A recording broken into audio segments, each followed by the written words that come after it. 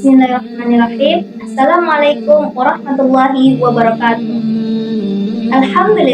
Alhamdulillahirabbil alamin wa bihi nasta'inu ala umuri dunya waddin. Wassalatu wassalamu ala asyrofil anbiya'i wal mursalin wa ala alihi wa sahbihi rasulillahi ajma'in. Asyhadu an la ilaha illallah wa asyhadu anna Muhammadan abduhu wa rasuluh alladzi la nabiyya ba'da. Pertama-tama yang paling utama, marilah kita panjatkan puji dan puji syukur kita kehadirat Allah Subhanahu wa taala. Karena atas berkat dan rahmat-Nya lah kita masih diberikan kesempatan untuk melaksanakan aktivitas kita seperti biasa. Selawat berangkaikan salam, tidak lupa-lupanya kita haturkan keharibaan junjungan Nabi besar Rasulullah Muhammad sallallahu alaihi wasallam. Allahumma shalli ala sayyidina Muhammad yang telah membawa kita dari zaman jahiliyah hingga ke zaman yang terang benderang saat ini. Semoga kita menjadi salah satu umat beliau sallallahu alaihi wasallam yang mendapatkan syafaatnya di yaumil mahsyar. Amin, amin ya rabbal alamin. Teman-teman yang dirahmati Allah Subhanahu wa taala, izinkan saya memperkenalkan diri. Saya Puspa Cita Gajah, saya dari kelas A, Prodi Pendidikan Bahasa Inggris, Fakultas Bahasa dan Seni Universitas Negeri Medan. Pada kesempatan kali ini, saya ingin membahas mengenai sumber-sumber ajaran Islam yang sangat penting, yang dimana kedua sumber-sumber ajaran Islam ini yaitu Al-Quran dan Sunnah merupakan fondasi utama bagi kehidupan kita sebagai umat Muslim. Teman-teman yang dirahmati Allah Subhanahu wa taala, petunjuk utama bagi kita adalah Al-Quran yang menjadi sumber ajaran utama bagi kita. Al-Quran adalah wahyu yang diturunkan oleh Allah Subhanahu wa taala kepada Rasulullah Muhammad sallallahu alaihi wasallam melalui malaikat Jibril, yang dimana di dalamnya terdapat berbagai petunjuk dan juga hukum yang yang mengatur segala aspek kehidupan kita sebagai umat Muslim. Bagaimana Allah Subhanahu wa taala berfirman dalam Quran surah Al-Baqarah ayat 2 yang berbunyi, A'udzubillahi minasyaitonir rajim. Bismillahirrahmanirrahim. Dzalikal kitabu la raiba fihi hudan lil muttaqin. Yang artinya, ini adalah kitab yang tidak diragukan, petunjuk bagi orang-orang yang bertakwa. Quran surah Al-Baqarah ayat 2. Teman-teman yang dirahmati Allah Subhanahu wa taala, ayat ini menegaskan bahwa Al-Quran merupakan sumber ajaran yang tidak diragukan lagi isinya.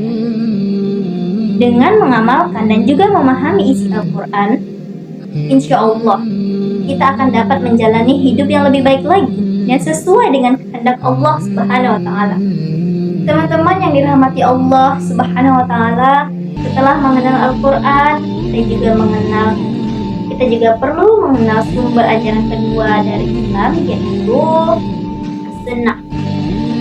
Sunnah merupakan teladan yang diberikan oleh Rasulullah Muhammad SAW berupa perkataan, perbuatan, dan juga persetujuan yang bersangkutan atau berkaitan dengan hukum Allah.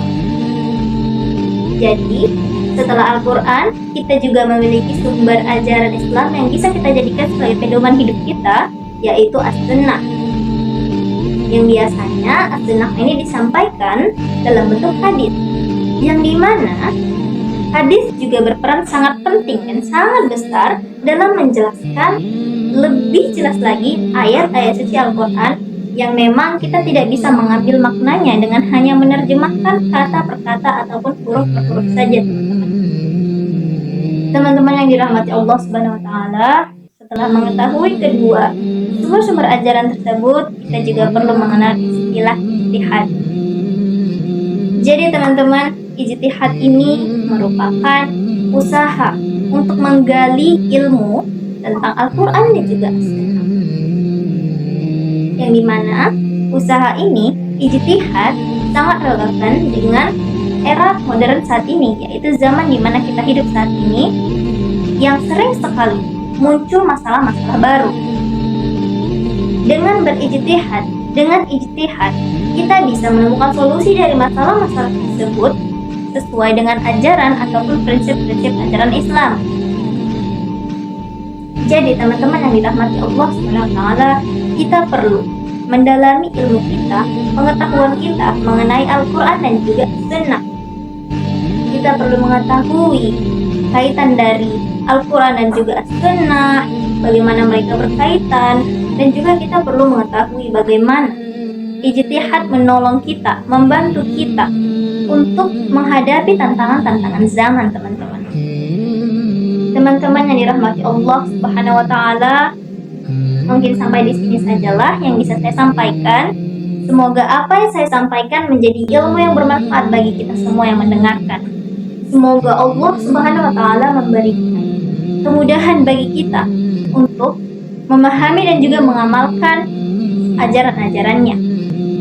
Dan saya akhiri dengan wabillahi taufiq wal hidayah. Wassalamualaikum warahmatullahi wabarakatuh.